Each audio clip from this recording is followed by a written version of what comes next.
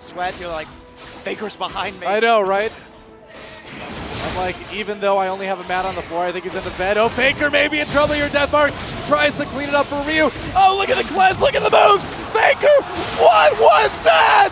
Faker with a huge play, the QSS. You were just listening to the voices of Monte Cristo and Doa, two legendary casters that were long the sound and personality of early League of Legends, and the two names that today's story revolves around. The issue originally stemmed from the Dash drama that Riot is enduring as of this week, which I've already made a video on. Feel free to watch it after this video for more context. I'll link it in the description, as well as all source material I've referenced in this video. On the 4th of January, Monte Cristo would post this tweet in response to a job listing that Riot had put on their website for quote-unquote manager of esports production. It reads, "Now that Riot is forced to put salary ranges on job openings, I can tell you that many of their experienced casters make less casting their domestic leagues than this quote-unquote manager esports production. Oh, and they also don't get the same benefits, equity, 401k, or healthcare." A lot of people responded to the tweet with skepticism, saying they weren't surprised casters weren't earning upwards of 140k, but Monty also had responses to a lot of them saying, "I'm not sure what universe you live in where contracted on-camera talent makes less money than middle managers, and how the F is this throwing shade at them, you ape?